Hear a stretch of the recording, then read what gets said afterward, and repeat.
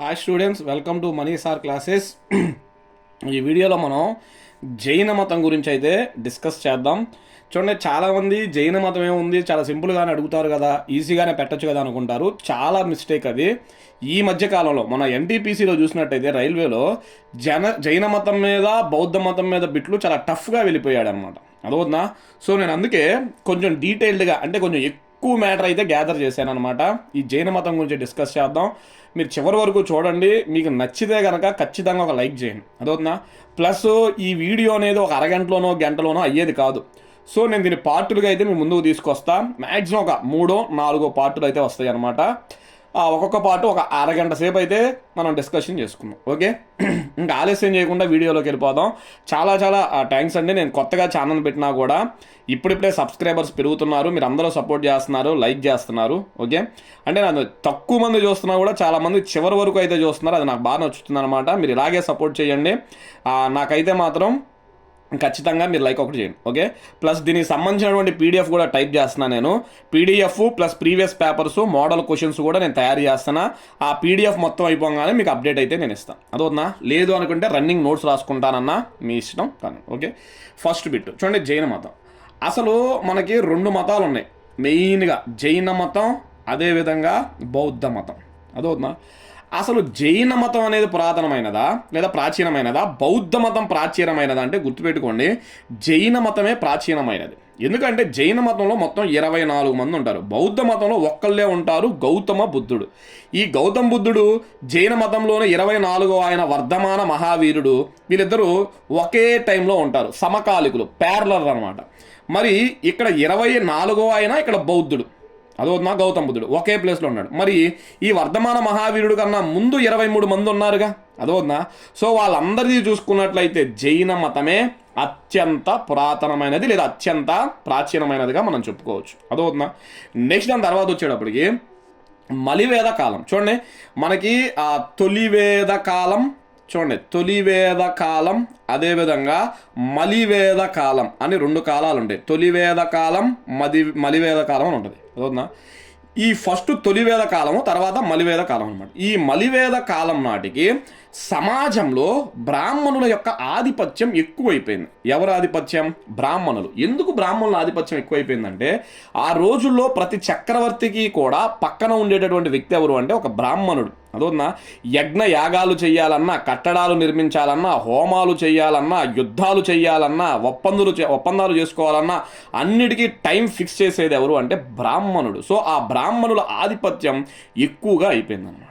మీకు ఇంకా క్లియర్గా చెప్పాలి అంటే మనుధర్మశాస్త్రం అని ఒకటి ఉంటుంది. అదవుతుందా? మనుధర్మశాస్త్రం అని చెప్పి ఒకటి ఉంటుంది. ఈ మనుధర్మశాస్త్రం ప్రకారం మొత్తం వర్ణాలను 4 రకాలుగా విభజించారు. మొత్తం వర్ణాలు ఎన్ని రకాలు? 4 వర్ణాలు అన్నమాట. దాంట్లో ఒక వర్ణం వచ్చేటప్పటికి బ్రాహ్మణ వర్ణం అంటారు. ఏంటిది? బ్రాహ్మణ వర్ణం. నెక్స్ట్ దాని తర్వాత 2వ వర్ణం వచ్చేటప్పటికి క్షత్రియ వర్ణం అంటారు. క్షత్రియ వర్ణం, క్షత్రియులు అంటారు. 3వది వచ్చేటప్పటికి వైశ్యులు అంటారు. వైశ్య వర్ణం అనమాట, వైశ్యులు అంటారు. 4వది వచ్చేటప్పటికి శూద్రులు అంటారు. ఏమంటారు? శూద్రులు. బ్రాహ్మణులు, క్షత్రియులు, వైశ్యులు, శూద్రులు. చూడండి, బ్రాహ్మణులు అనేవాళ్ళు బ్రహ్మ యొక్క తల నుండి పుట్టారు, బ్రహ్మ యొక్క తల నుండి ఉద్భవించారు అని చెప్తారనమాట. అన్ని వర్ణాలలో కూడా ఇది గొప్ప వర్ణంగా ఉండేది బ్రాహ్మణ వర్ణం. బ్రహ్మ తల నుండి పుట్టారు, బ్రహ్మ నోటి నుండి పుట్టారు అని చెప్తారు. బ్రహ్మ నోటి నుండి లేదా బ్రహ్మ తల నుండి పుట్టిన వాడే బ్రాహ్మణుడు అని చెప్తారు మనుధర్మశాస్త్రం ప్రకారం.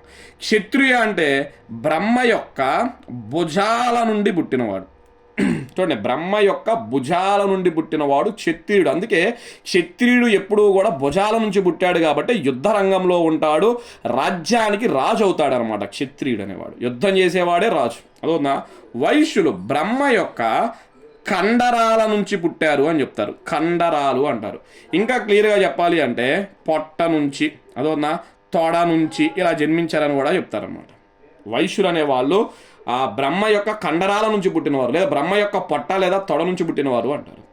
అదేవిధంగా శూద్రుడు అనమాట. శూద్రుడు చూసుకున్నట్లయితే బ్రహ్మ యొక్క పాదాల నుండి పుట్టినవారు. అదవుతుందా? బ్రహ్మ యొక్క పాదాల నుండి పుట్టిన వాళ్ళు. ఈ 4 వర్ణాలలో అతి తక్కువ వర్ణం ఏది అంటే శూద్ర వర్ణంగా భావిస్తారు. చూడండి, మనుధర్మ శాస్త్రం ప్రకారం 4 వర్ణాలు: బ్రాహ్మణ వర్ణం, క్షత్రియ వర్ణం, వైశ్య వర్ణం, శూద్ర వర్ణం. అత్యంత ఉన్నత వర్గం బ్రాహ్మణ వర్గం, అత్యల్ప వర్గం అయితే శూద్ర వర్గం. బ్రహ్మ యొక్క తల నుండి పుట్టినవాడు బ్రాహ్మణుడు, బ్రహ్మ యొక్క భుజాల నుండి పుట్టినవాడు క్షత్రియుడు, బ్రహ్మ యొక్క కండరాలు లేదా పొట్ట తొడ నుంచి పుట్టినవాడు వైశ్యులు, బ్రహ్మ యొక్క పాదాల నుండి పుట్టినవాడు ఎవరు అంటే శూద్రుడు అనమాట. అదవుతుందా? నెక్స్ట్ చూడండి, బ్రాహ్మణుడు పురోహిత్యం ఏం చేస్తూ ఉంటాడు, క్షత్రుడు ఏం చేస్తాడు, కత్తి తిప్పుతూ ఉంటాడు, రాజు అవుతాడు. మరి వైశ్యులు ఏం చేస్తుంటారు? గుర్తుపెట్టుకోండి, వైశ్యులు ఆ కాలంలో ఎక్కువగా ఏం చేసేవాళ్ళు అంటే వ్యవసాయం చేసేవాళ్ళు. ఏంటిది? వ్యవసాయం ఎక్కువగా చేసేది వైశ్యులు. వ్యవసాయంతో పాటు వ్యాపారం అనమాట, వ్యాపారం కూడా ఎక్కువ చేసేవాళ్ళు ఎవరు అంటే వైశ్యులు అనమాట. వ్యవసాయం, వ్యాపారం దగ్గర డబ్బులు బాగా ఉండేదన్నమాట. అదవుతుందా? సో ఇప్పుడు చూడండి, మనకి ఈ శూద్రులు ఏం చేస్తారు? వైశ్యుల దగ్గర పనిచేస్తారు, క్షత్రియుల దగ్గర పనిచేస్తారు, బ్రాహ్మణుల దగ్గర, వీళ్ళందరి కింద పనిచేస్తారు శూద్రులు అనమాట. ఓకే, నెక్స్ట్ జైన మతంలో మొత్తం మనకి ఎంతమంది తీర్థంకరులు ఎంతమంది వ్యక్తులు ఉంటారు అంటే 24 మంది ఉంటారు. ఎంతమంది? జైన మతంలో మొత్తం 24. ఈ 24 మందిని ఏమంటారు అంటే తీర్థంకరులు అంటారు. ఏమంటారు? తీర్థంకరులు అంటారు. గుర్తుపెట్టుకోండి. జైన మతంలో మొత్తం తీర్థంకరుల సంఖ్య ఎంత అని అడుగుతాడు. అదోనా? జైన మతంలో మొత్తం తీర్థంకరుల సంఖ్య ఎంత అంటే 24 మంది అన్నమాట. Next very very important bit, ఈ 24 మంది తీర్థంకరులు కూడా ఏ వర్ణానికి చెందిన వాళ్ళు అని అడుగుతున్నాడు. అదవుతుందా? ఎగ్జాంపుల్, ఇప్పుడు గౌతమ్ బుద్ధుడు ఏ వర్ణానికి చెందినవాడు అని అడుగుతాడు. లేదా వర్ధమాన మహావీరుడు ఏ వర్ణానికి చెందిన వాళ్ళు అని అడుగుతున్నాడు. అదవుతుందా? ఈ జైన మతంలో కానీ బౌద్ధ మతంలో కానీ ఉన్న వీళ్ళందరూ కూడా ఏ వర్ణము అంటే క్షత్రియ వర్ణం అనమాట. ఏంటిది? క్షత్రియ వర్ణం అనమాట. అంటే బ్రాహ్మణుల యొక్క ఆధిపత్యాన్ని క్షత్రియులే తట్టుకోలేకపోయారు ఆ రోజుల్లో. అదవునా? తట్టుకోలేక బ్రాహ్మణులకు వ్యతిరేకంగా, అంటే హిందూ మతానికి వ్యతిరేకంగా ఏమన్నా స్టార్ట్ చేయాలి అని చెప్పి జైన మతము, బౌద్ధ మతాలు ఏర్పడినాయి అన్నమాట. అదవుతుందా? అసలు ప్రపంచంలోకి వెళ్ళినట్లయితే, ఒక్కసారి ప్రపంచంలోకి వెళ్ళినట్లయితే 6వ శతాబ్దంలో, ఇప్పుడు ప్రపంచంలోకి వెళ్ళినట్లయితే 6వ శతాబ్దంలోనే గ్రీకు దేశం అనమాట. ఏ దేశం? గ్రీకు దేశం. మనకి అలెగ్జాండరు, అరిస్టాటిలు, ప్లేటో, సాక్రటీసు, వీళ్ళందరూ ఏ దేశం వాళ్ళు? ప్రపంచంలో గొప్ప గొప్ప యోధులంతా కూడా గ్రీకు దేశంలో ఉన్నారు. అదవుతుందా? సో ప్రపంచంలో మొట్టమొదటిసారిగా గ్రీకు దేశంలో ఒక ఉద్యమం స్టార్ట్ అయింది. దాన్ని ఏమంటారు అంటే భక్తి ఉద్యమం అంటారు, లేదా జ్ఞాన ఉద్యమం అంటారు. ప్రపంచంలో మొట్టమొదటిసారిగా భక్తి ఉద్యమాలు లేదా జ్ఞాన ఉద్యమాలు ఎక్కడ జరిగాయి అంటే గ్రీకు దేశంలో జరిగాయి. వీటిని స్టార్ట్ చేసిన వాడు గ్రీకు దేశంలో ఎవరు అంటే సాక్రటీస్ అంటారు. ఎవరు? సాక్రటీస్ అంటారు. గుర్తుపెట్టుకోండి. అదవుతుందా? మీకు ఇక్కడ కొంచెం వరల్డ్ హిస్టరీలోకి వెళ్ళామనుకోండి, కొన్ని ఇంపార్టెంట్ బిట్లు ఉన్నాయి, ఇక్కడే చెప్తాను చూడండి. సాక్రటీస్ యొక్క, అదవుతుందా? సాక్రటీస్ యొక్క శిష్యుడు ఎవరు? సాక్రటీస్ యొక్క శిష్యుడు ఎవరు అంటే ప్లేటో అంటారనమాట. ఎవరు? ప్లేటో. చూడండి ఎన్ని ఇంపార్టెంట్ బిట్స్. అదవుతుందా? మీరు చక్కగా నోట్స్ పెట్టుకొని దీన్ని బిట్స్ వైజ్గా రాసుకోండి. లేదు అనుకుంటే మాత్రం నేను చెప్పాను కదా, పీడిఎఫ్ తయారు చేస్తున్నాను.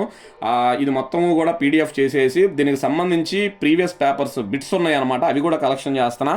మొత్తం పీడిఎఫ్ అయిపోయిన తర్వాత ఈ వీడియో లాస్ట్ పార్ట్ పెట్టడానికి అయితే మీకు అందిస్తాను. ఓకే, సరే. సాక్రటీస్ యొక్క శిష్యుడు ఎవరు అంటే ప్లేటో అనమాట. మళ్ళా ఈ ప్లేటోకి కూడా శిష్యుడు ఉన్నాడు. గుర్తుపెట్టుకోండి, ఈ ప్లేటోకి కూడా శిష్యుడు ఉన్నాడు అనమాట. మరి ప్లేటో యొక్క శిష్యుడు ఎవరు అంటే అరిస్టాటిల్ అంటారు. ఏమంటారు? అరిస్టాటిల్ అంటారు. ప్లేటో యొక్క శిష్యుడు ఎవరు? అరిస్టాటిల్. నెక్స్ట్ దాని తర్వాత వచ్చేటప్పటికి అరిస్టాటిల్కి ఒక శిష్యుడు ఉన్నాడు. అదవుతుందా? అరిస్టాటిల్. ఆ అరిస్టాటిల్ కూడా మళ్ళా ఒక శిష్యుడు ఉన్నాడు. అరిస్టాటిల్ యొక్క శిష్యుడు పేరు ఏంటి అంటే అలెగ్జాండర్ అంటారు. ఏంటిది? అలెగ్జాండర్. చూడండి, సాక్రటీస్ అనేవాడు గ్రీకు దేశంలో భక్తి జ్ఞాన ఉద్యమాలను స్టార్ట్ చేశాడు. సాక్రటీస్ యొక్క శిష్యుడు ప్లేటో, ప్లేటో యొక్క శిష్యుడు అరిస్టాటిల్ యొక్క శిష్యుడు అలెగ్జాండర్. మిమ్మల్ని చాలాసార్లు ఎగ్జామ్లో అలెగ్జాండర్ యొక్క గురువు ఎవరు అని అడిగారు. గుర్తుపెట్టుకోండి, అలెగ్జాండర్ యొక్క గురువు ఎవరు? అరిస్టాటిల్ యొక్క గురువు ఎవరు? ప్లేటో యొక్క గురువు ఎవరు? సాక్రటీస్ అనమాట. అదవునా? చాలా ఇంపార్టెంట్, ఇవి కూడా గుర్తుపెట్టుకోండి. ఓకే, నెక్స్ట్ చూడండి, మనకి గ్రీకు దేశం, ఇప్పుడే చెప్పుకున్నాం కదా, గ్రీకు దేశం అనమాట. ఈ గ్రీకు దేశంలో నూతన ఆధ్యాత్మిక ధోరణి అంటారు. అదొద్దా, నూతన ఆధ్యాత్మిక ధోరణి అంటే కొత్త విధంలో ఆధ్యాత్మిక విధానాన్ని తీసుకొచ్చినటువంటి వ్యక్తి ఎవరు అంటే ఈ సోక్రటీసేన్ అనమాట. అదొద్దా, కొత్తగా ఈ ఆధ్యాత్మిక ధోరణి అయితే తీసుకొచ్చాడు అనమాట. నెక్స్ట్ దాని తర్వాత వచ్చేటప్పటికి చూడండి, మీకు పర్షియా అని ఒక దేశం ఉంటుంది. ఏ దేశం? పర్షియా అంటారు. అదవుతుందా? ఇప్పుడు పర్షియాని మనం ఏమని పిలుస్తున్నాం తెలుసా? ప్రజెంట్ ఈ రోజున ఏం పిలుస్తున్నాం అంటే ఇరాన్ అని పిలుస్తున్నాం. పర్షియా దేశాన్ని ఏమని పిలుస్తున్నాం మనం? ఇరాన్ అంటున్నాం అన్నమాట. చూడండి, పర్షియా దేశంలో ఒక మతం ఉండేది అప్పట్లో. ఆ మతాన్ని ఏమని పిలుస్తారు అంటే జొరాస్ట్రనిజం అంటారు. ఏమంటారు? జొరాస్ట్రనిజం. ఇంపార్టెంట్ ఇది కూడా. అదో నా పర్షియా దేశంలో అప్పుడులో ఒక మతం ఏర్పడింది. మనకి జైన మతం, బౌద్ధ మతం ఎలాగో అలా పర్షియాలో జొరాస్ట్రనిజం అని ఒక మతం ఏర్పడింది. ఈ మతాన్ని ఎవరు స్థాపించారు అంటే జొరాస్టర్ అనే వ్యక్తి స్థాపించాడు. ఎవరు? జొరాస్టర్. ఇప్పుడు మనం బౌద్ధ మతాన్ని ఎవరు స్థాపించారంటే గౌతమ బుద్ధుడు అని చెప్పుకుంటాం కదా. అలా జొరాస్ట్రనిజం అనే మతాన్ని ఎవరు స్థాపించారు అంటే జొరాస్టర్. ఏ దేశంలో స్థాపించాడు అంటే మనకి పర్షియాలో అనమాట. అదోనా.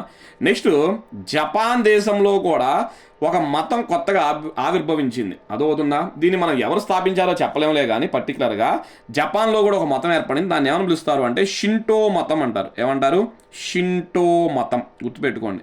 ఈ షింటో మతంలో ప్రజలందరూ కూడా దేన్ని పూజిస్తారు అంటే ప్రకృతిని పూజిస్తారు. పంచభూతాలు ఉన్నాయి చూసారా? ఆ పంచభూతాలని జపాన్ దేశంలో ఎప్పటికీ పూజిస్తానే ఉంటారు. వాళ్ళందరినీ షింటో మతం అంటారు. ఏమంటారు? షింటో మతం అంటారు. ఓకే. నెక్స్ట్ భారతదేశంలో వచ్చేటప్పటికి క్రీస్తు పూర్వం అనమాట. భారతదేశంలో క్రీస్తు పూర్వం 6వ శతాబ్దం. ఇప్పుడు 6వ శతాబ్దంలో దగ్గర 62 మతాలు ఏర్పడ్డాయి. క్రీస్తుపూర్వం 6వ శతాబ్దంలో భారతదేశంలో 62 మతాలు ఏర్పడ్డాయి అన్నమాట. అదవుతుందా? సార్ ఎగ్జాంపుల్ 62 మతాలు మనం చెప్పుకోలేములే కానీ ఆ 62 మతాలు మనం ప్రధానంగా చెప్పుకునేది ఏం మతం? జైన మతం, అదేవిధంగా బౌద్ధ మతం, అదేవిధంగా అజీవక మతం అంటారు. ఏమంటారు? అజీవక మతం అంటారు. జైన మతం, బౌద్ధ మతం, అజీవక మతం, ఇలా ఆ రోజుల్లో మనకి ప్రధానంగా 62 మతాలు అయితే ఏర్పడినాయి అన్నమాట. అదవుతుందా? నెక్స్ట్ ఒక నిమిషం చూడండి, ఈ హిందూ మతంతో అనమాట. హిందూ మతం ఏ మతం? హిందూ మతం. చూడండి, ఈ హిందూ మతం మీద వ్యతిరేకంతో, గుర్తుపెట్టుకోండి, హిందూ మతం మీద వ్యతిరేకంతో ఏర్పడిన మొట్టమొదటి మతం అనమాట. అదవుతుందా? చాలా మంది ఏం చెప్తారు అంటే ఇక్కడ బౌద్ధ మతం, జైన మతం అని చెప్తారు. తప్పనమాట. హిందూ మతం మీద వ్యతిరేకతతో ఏర్పడిన మొట్టమొదటి మతం ఏది అంటే అజీవక మతం అంటారు. ఏమంటారు? అజీవక మతం. ఇంపార్టెంట్ బిట్ ఇది. హిందూ వ్యతిరేకతతో భారతదేశంలో ఏర్పడిన మొట్టమొదటి మతం అజీవక మతం. మరి ఈ అజీవక మతాన్ని ఎవరు స్థాపించారు? ఇది కూడా ప్రీవియస్ పేపర్ బిట్. అజీవక మతాన్ని ఎవరు స్థాపించారు అని అడిగితే గోసాల మక్కలి పుత్ర అంటారు. గోసాల మక్కలి పుత్ర. చూడండి, ఇది కూడా ప్రీవియస్ పేపర్ బిట్. గోసాలి మక్కలి పుత్ర అంటారు. అదవుతుందా? ఏ మతాన్ని స్థాపించాడు ఈయనంటే అజీవక మతాన్ని స్థాపించాడు అన్నమాట. మీకు జైన మతంలో 24వ తీర్థంకరుడు వస్తాడు. అదవుతుందా? ఆయన పేరేంటి అంటే వర్ధమాన మహావీరుడు అంటారు. ఏం పేరు? వర్ధమాన మహావీరుడు.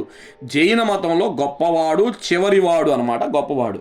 ఈ వర్ధమాన మహావీరుడు మొట్టమొదటిసారిగా ఎవరి దగ్గర శిష్యరకంగా పనిచేశాడు అంటే గోసాలి మక్కలి పుత్ర దగ్గర శిష్యుడిగా పనిచేశాడు. అదవుతున్న ఫస్ట్ టైం వర్ధమాన మహావీరుడు ఈ అజీవక మతంని స్థాపించాలి, అజీవక మతంలోకి వెళ్ళాలని ఈయన దగ్గర శిష్యరకం చేశాడు అనమాట. అదవుతుందా? నెక్స్ట్ కాకపోతే ఈ అజీవక మతం అనేది చాలా హింసతో కూడినది. అదవుతుందా? చాలా దారుణంగా ఎక్కువ కష్టాలు ఉంటాయి అన్నమాట. అంటే ఒంటి మీద ఏం ఉండకూడదు, రోజుకు ఒక్క పూటే తినాలి. అదవుతుందా? అదే సమయంలో పొద్దున ఎంత చలికాలం అయినా సరే చన్నీళ్ళే స్నానం చేయాలి, చెప్పులు ఏమి లేకుండా నడవాలి, ఒంటి మీద ఏం ఉండకూడదు. ఇలా కొంచెం హింసతో కూడినటువంటి మతం అనమాట. ఏంటిది? అజీవక మతం. అందుకే భారతదేశంలో ఇది సక్సెస్ అవ్వాల. అదవుతుందా? ఇప్పుడు జైన మతాలు, బౌద్ధ మతాలు ఎందుకు సక్సెస్ అయ్యాయి అంటే అంత హింస ఉండదు వాటిల్లో.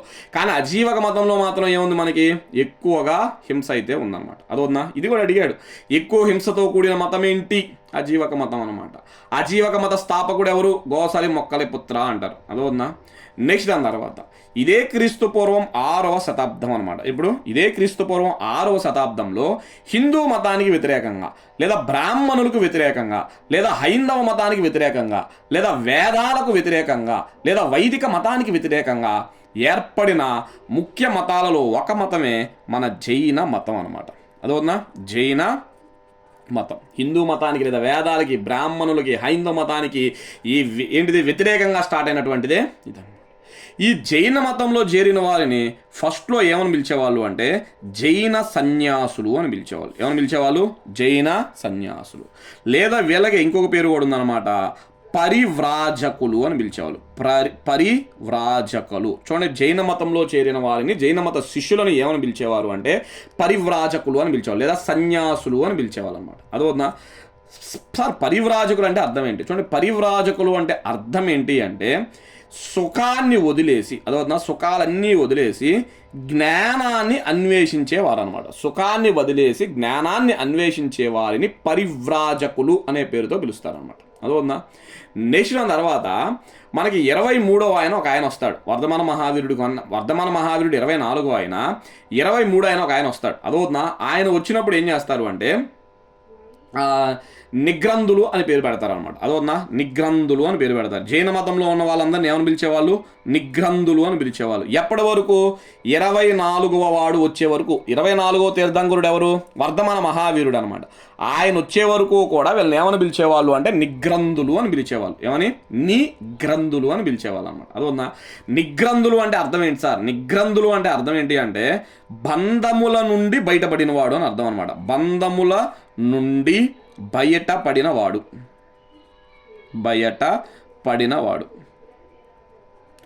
బంధముల నుండి బయటపడిన వారినే మనం ఏమని పిలుస్తామంటే నిగ్రంథులు అని పిలుస్తారనమాట. ఏమని పిలుస్తారు?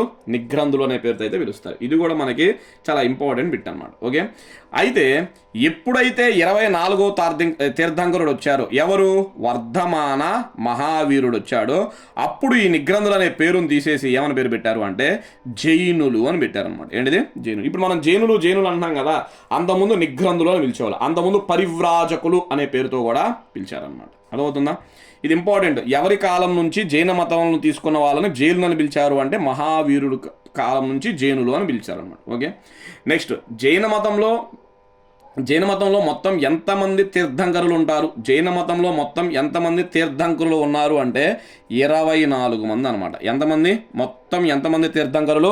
24 మంది తీర్థంకరులు ఉంటారన్నమాట. సార్ తీర్థంకరులు అంటున్నారు. అసలు తీర్థంకర అంటే అర్థం ఏంటి? తీర్థంకర అంటే అర్థం ఏంటి అంటే జీవన స్రవంతిని దాటే వారికి వారధిని నిర్మించేవారు, లేదా దారి చూపేవారు అని అంటారనమాట. అదవునా. ఎవరైతే జీవన స్రవంతిని దాటాలి అనుకుంటున్నారో, బంధాల నుండి వీటి నుంచి దాటాలనుకుంటున్నారో వాళ్ళకి దారిని నిర్మించేవాడు, అంటే దారి చూపించేవాడు, వారధి నిర్మించేవాడినే తీర్థంకరుడు అంటారన్నమాట. అదవునా. చూడండి, ఒక జైన మతం తీసుకున్న వ్యక్తి తీర్థంకరుడు అవ్వాలి అంటే 4 స్టేజులు దాటాలి. ఆయన ఎన్ని స్టేజులు దాటాలి? ఒక వ్యక్తి తీర్థంకరుడు అవ్వాలంటే ఎన్ని స్టేజులు దాటాలి? 4 స్టేజులు దాటాలి. సరే, ఏంటి ఆ 4 స్టేజులు? ఒకటి, ఫస్ట్ సాధు అవ్వాలి. ఏమవ్వాలి? సాధు అంటే బంధాలన్నీ వదిలేసి పరిపూర్ణ సన్యాసి అవ్వాలన్నమాట. పరిపూర్ణంగా 100% పరిపూర్ణంగా సన్యాసి అవ్వాలన్నమాట. దాని తర్వాత రెండోది వచ్చేటప్పటికి ఉపాధ్యాయ అంటారు. ఏమంటారు? ఉపాధ్యాయ అంటారు. ఉపాధ్యాయ అంటే మనకి టీచర్ స్థాయి, అంటే బోధించే స్థాయికి వెళ్ళాలి. ఈయన నేర్చుకున్నటువంటి విషయాలు ప్రజలు అక్కడ కూర్చుంటే వాళ్ళకి చెప్పే స్థాయికి వెళ్ళాలన్నమాట. నెక్స్ట్ దాని తర్వాత మూడోది వచ్చేటప్పటికి ఆచార్య అంటారు. ఏమంటారు? ఆచార్య. ఇది ప్రొఫెసర్ స్థాయి అనమాట. అదవుతుందా? అంటే ఉపాధ్యాయులందరినీ కూడా ఈయన మెయింటైన్ చేస్తూ ఉంటాడు. ఉపాధ్యాయులకి ఈయన స్పీచ్లు ఇస్తూ ఉంటాడు. చూడండి, ఫస్ట్ సాధు, పరిపూర్ణ సన్యాసి అవ్వాలి, చెప్పిందంతా వింటా ఉండాలి. నెక్స్ట్ అతను చెప్పినటువంటి విషయాల్ని ప్రజలకు చెప్పాలి. నెక్స్ట్ ఆచార్య అవ్వాలి. ఆచార్య తర్వాత 4వ పొజిషను అరిహంత్ అంటారు. ఏమంటారు? అరిహంత్ అంటారు. లేదా దీన్నే అర్హత్ అంటారు. ఏమంటారు? అర్హత్ అంటారు. అరిహంత్ లేదా అర్హత్ అంటే అన్ని అర్హతలు సాధించిన వాడు అని అర్థం అనమాట. అదవుతుందా? అన్ని అర్హతలు సాధించిన వాడే తీర్థంకరుడు అవుతాడనమాట. అలా మొత్తం మనకి ఎంతమంది తీర్థంకరులు అయ్యారు? 24 మంది తీర్థంకరులు అయ్యారనమాట. అదవుతుందా? ఇంపార్టెంట్. నెక్స్ట్ చాలాసార్లు అడిగిన bit, very very important bit. చూడండి, మనకు అప్పట్లో మహాజనపద రాజ్యాలు అని ఒక 16 రాజ్యాలు ఉండేవి. మహాజనపదాలు అని చెప్పి ఉండేవి అనమాట.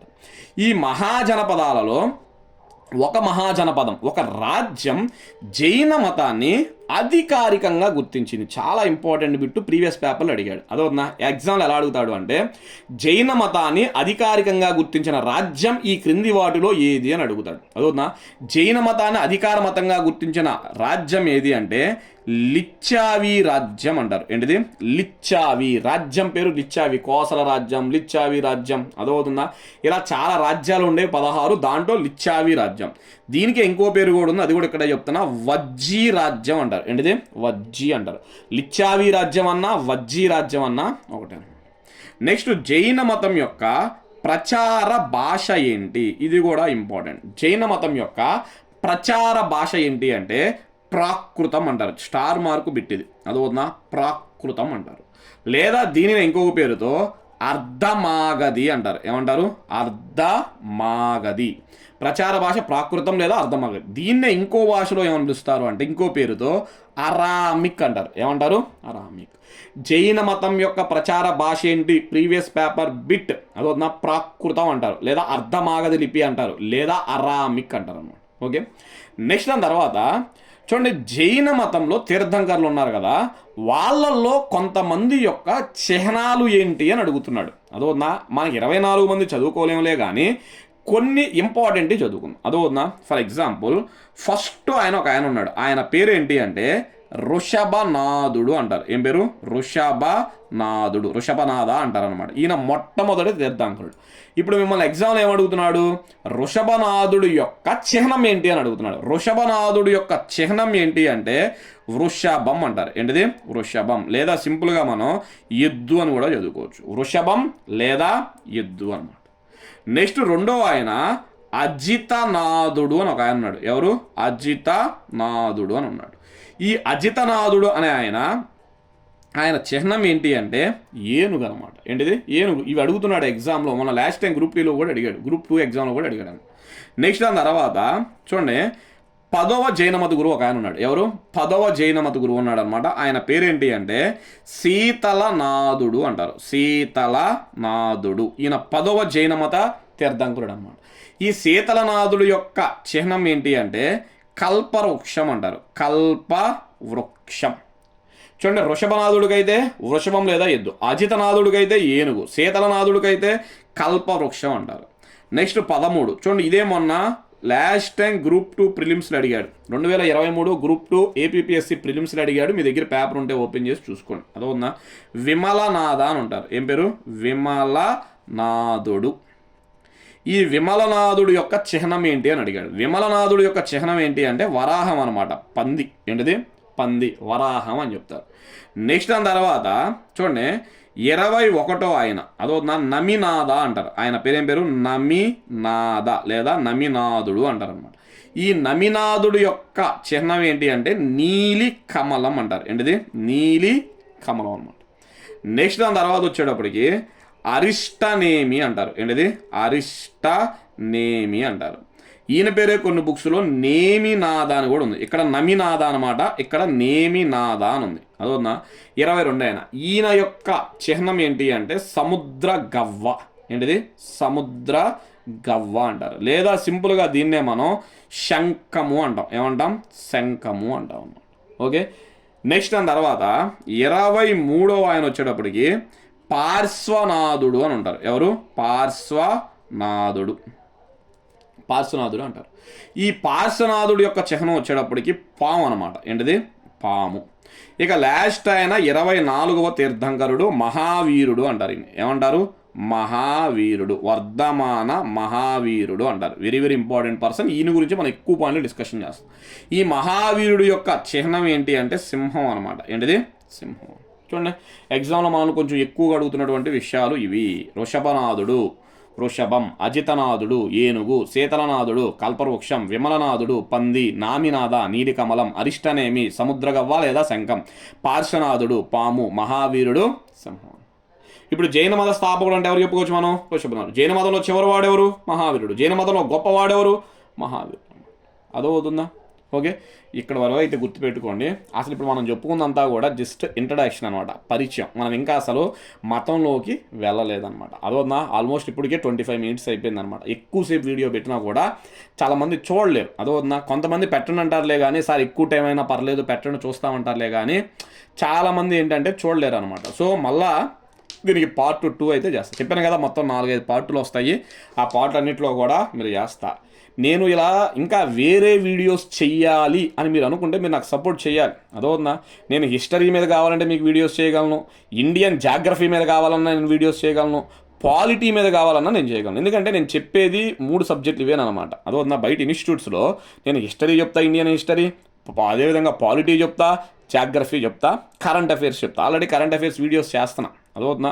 సో మీకు ఇంకా ఏదైనా కావాలి అనుకుంటే ఒక టాపిక్ నన్ను అడిగితే నేను దాని గురించి మీకు ఎక్స్ప్లెనేషన్ అయితే ఇస్తాను. ఓకే, సరే ఇప్పుడు జైన మతం అయితే చేస్తున్నా, చూస్తా ఎంతమంది సపోర్ట్ చేస్తాననేది. దాన్ని బట్టి ఫర్దర్గా ఇంకా నేను ఏం వీడియోస్ చేయాలి, ఎలాంటి వీడియోస్ చేయాలనేది అయితే ఆలోచిస్తాను. Okay, thank you.